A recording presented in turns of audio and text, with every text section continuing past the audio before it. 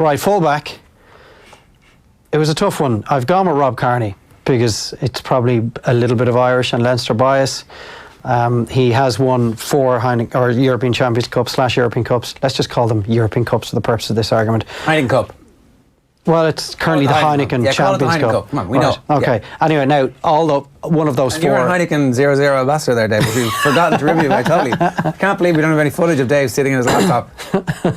One of those 4 was won in the last decade, so it doesn't necessarily count for the purpose of this argument. But the other honourable mentions go to Alex Good, who is reigning European Player of the Year. He's won 3. Who is still on the piss in his full kit? Yeah. No, he's just finished last night. Did he? Right. Yeah. He probably is again this weekend in the Premiership, although I think it's a dead rubber from Saracens' point of view. Simon Zebo as well, who hasn't won a European Cup, but he's obviously lit up the competition over the last decade.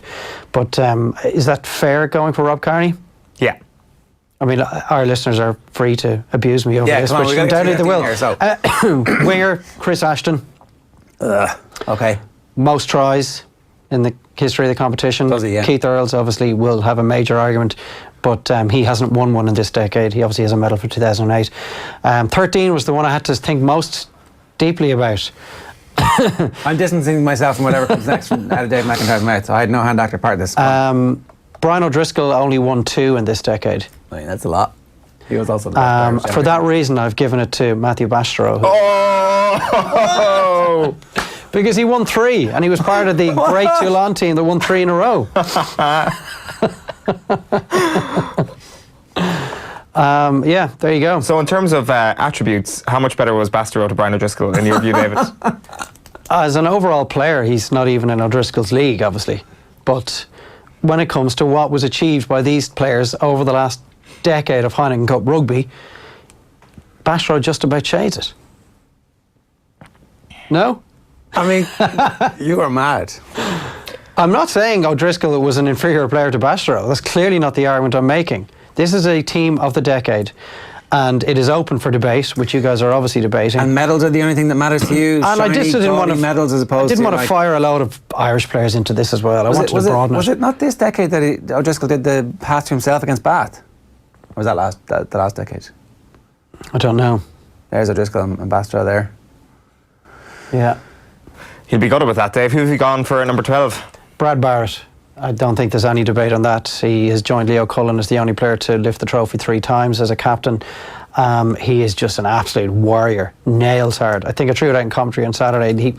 Last year he played against Leinster in the quarterfinals 5 days after having a titanium metal plate inserted into his cheekbone without an anaesthetic. Here. This guy is a serious operator, and he was brilliant again on Saturday. The other winger has to be Easton Atheo, obviously.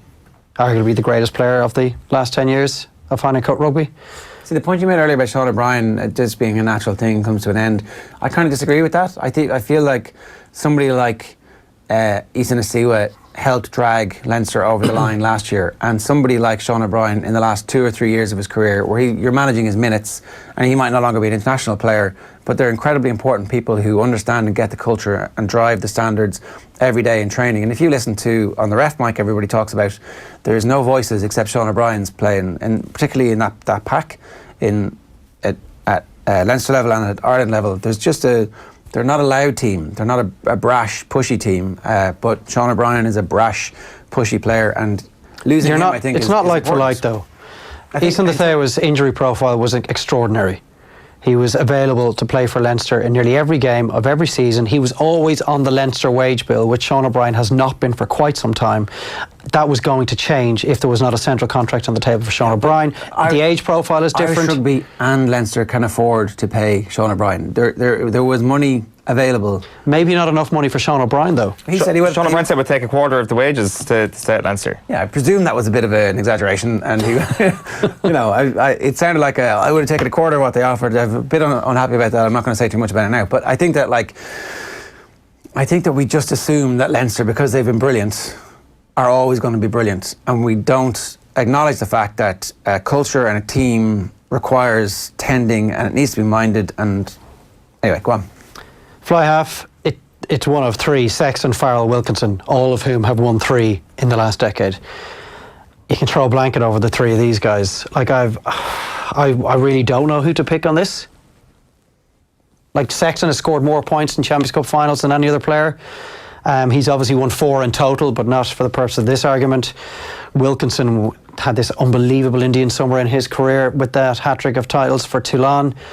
And Farrell is just a phenomenal 10. I'm not sure if I think I might actually sit in the fence when it comes to the fly half. You got to pick one. It's your team. I think, given that I've binned O'Driscoll from the team unceremoniously, I'm going to throw another Irish / Leinster guy in and put Johnny Sexton in. All right. So Just try and soften the blow. You're picking Sexton over O'Driscoll. I see what you did there, Dave. That pales in comparison in significance to picking Baster over O'Driscoll. Go on. Scrum half, Rue and Pienaar, I've gone with. Just loved watching him. Every year he played for Ulster, I just thought he put in a 9/10 out of 10 performance for them. He should never have been allowed to leave, although John Cooney's obviously somehow magically stepped into his boots in a massive way this season. Conor Murray's been a brilliant scrum half over the last 10 years for Munster as well in the competition. But a scrum half is not a position where you could line up the guys who've won 2, 3, 4 medals. So it was a bit easier when it came to that, but I think I'd go with Pienaar. Okay. He's just a supreme talent. Into the pack, start of the front rows, Cian Healy. Loose head, nailed down.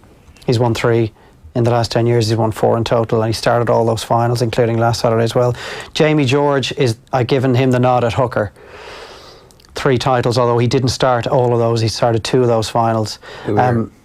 Sorry? Who else are you thinking there? Benjamin Kayser got an honourable mention, only because I was a little bit emotional watching him on Friday night when he finally won a European medal with Claremont after so many years of trying with both Leicester and Claremont. He played 92 times in the Heineken Cup in his career. So I was also amazed by how fluent he was speaking in his English accent after the game. I know he spent several years at Leicester Tigers, but my God, he's got better English than we have.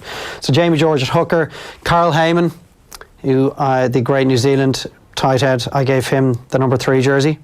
Again, 3 titles with Toulon. He was a brilliant All Black. He was captain for at least one of those Heineken Cup titles for Toulon.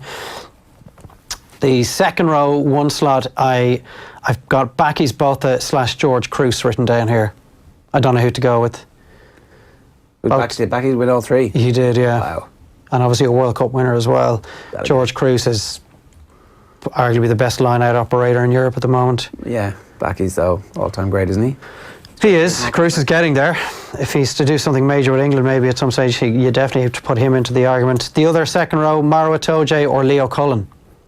Cullen because he's captained 3 championship winning sides in 11, 12 and 9 obviously, but the 9 not being part of this debate. Itoje I think is going to be one look back as one of the greatest forwards in the history of the professional era when he eventually does retire. He won his 3rd medal at the weekend in a different position as well, which I think is impressive. He's achieved so much so young, so I'd probably just give Maro Itoje a shout, but I still don't think what Cullen did for the Leinster team is fully appreciated. He didn't stand out like a James Ryan or a Maro Itoje or a Paul O'Connell over the years, but that team would not have been without Leo Cullen and wouldn't have been what they were without Leo Cullen. The blindside shirt, it was between Peter O'Mahony and Nathan Hines for me. Now, Hines arrived at Leinster after they won their first, and he was instrumental in the winning in 2011. He also lost a final with Claremont. You could have squeaked Brad Thorne into the second row. I would have let you away with that, but go on. I wasn't touching one season wonders for this. So if it was a team of the last 11 years, I wouldn't have had Rocky Elsom in either. Go on. I'm sure there's a really prolific 6 that I'm missing here. So please do get in touch with us on our social media channels to let me know who I've missed out on there. I'm perfectly happy to be corrected. Open side, we've been talking about Sean O'Brien a lot. I'd given it to Stephen Armitage. He was electric. Every time I saw him play for that Toulon team, he was absolutely electric. Everything he had, he was this huge man, impossible to pull down. He was brilliant over the ball as well in that sort of Peter O'Mahony Tig Byrne role, and his hands were ridiculously good. We never really got to see him excel with England because they wouldn't pick him, which I think is definitely their loss, particularly in and around the 2015 World Cup. I think he could have made a big difference to that team that embarrassed themselves and didn't get out of their pool. And then number 8, Billy Vunipola or Jamie Heaslip. I don't know who to go with there. Well, I'm picking Jamie Heaslip. I'm like kicking Billy Vunipola off all my teams. I can get on board with that. Yeah. Let's go with Jamie Heaslip. Yeah. All right. Well, RIP your mentions is all I'll say. Dave, thanks for that. That's Dave McIntyre's Heineken Cup Team of the Decade.